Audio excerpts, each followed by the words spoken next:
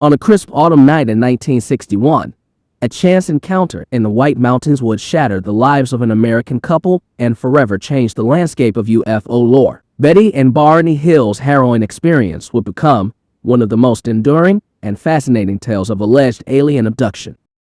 Welcome to Beyond the Fringe, where the strange and unknown come to life in the darkest corners of history. I'm your host, Johnny, and I'll be guiding you through the most bizarre and fascinating tales of oddities and curiosities that will leave you questioning reality. From forgotten medical experiments to unexplained phenomena and true crime, we'll dive headfirst into the weird and wonderful world of the unexplained. So, settle in and let's uncover the secrets that lie just beyond the edge of sanity.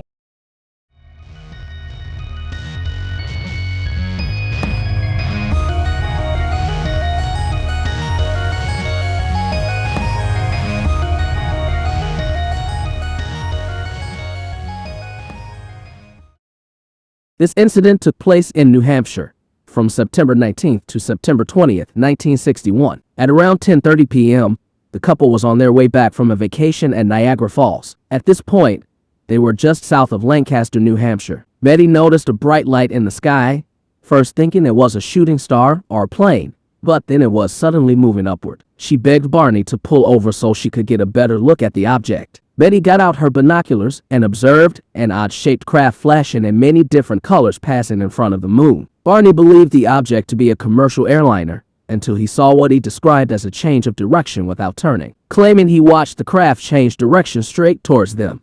Yet the craft never actually rotated. They quickly ran back to the car and drove towards Franconia Notch. They slowed down and watched as the object kept getting closer. When the craft got closer to them, it was flying over a diner and putting scale to the craft.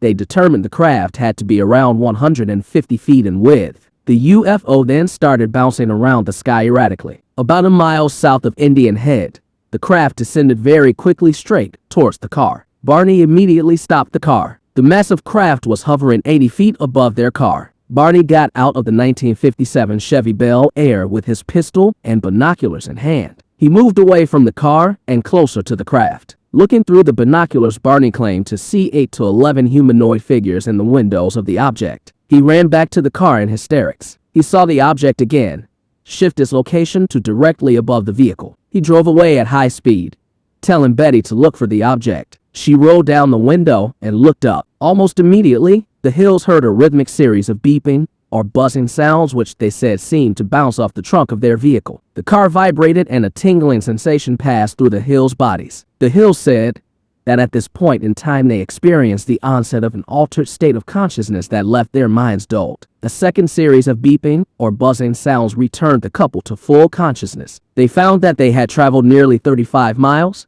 or 56 kilometers south, but had only vague, spotty memories of this section of road. They recalled making a sudden, unplanned turn, encountering a roadblock, and observing a fiery orb in the road. The next thing they knew, the couple arrived home around dawn, and both realized that they had impulses and odd feelings they just couldn't shake. Betty insisted on keeping their luggage by the back door instead of in the center of the house. Neither one of their watches ever worked again, and Barney noticed the leather strap on his binoculars was torn and doesn't recall how it happened. Barney also has an uncontrollable urge to examine his body, later saying he found nothing unusual. They both took very thorough showers to wash off any contamination they may have encountered. This incident involved a time jump, an abduction, altered mental states, and embedding thoughts into people. 10 days after the encounter, Betty started having vivid dreams, describing them as the most vivid dreams she ever had, even going as far as to say it was more vivid than the conscious world. These dreams continued for 5 days and suddenly stopped, never to return again. In November 1961,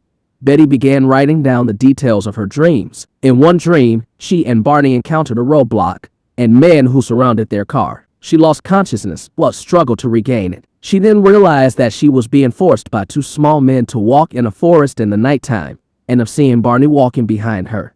Though when she called to him, he seemed to be in a trance or sleepwalking. The men stood about 5 feet to 5 feet 4 inches tall and wore matching blue uniforms, with caps similar to those worn by military cadets. They appeared nearly human, with black hair, dark eyes, prominent noses, and bluish lips. Their skin was a grayish color. This dream is very interesting in that she lost consciousness in the dream while already asleep. Soon after this, the Hills decided to try hypnosis. Both described the exact same events. They were separated on the ship, then they were both thoroughly examined by gray aliens, then returned to their car. This is one of the earliest, modern-day, alien abduction stories.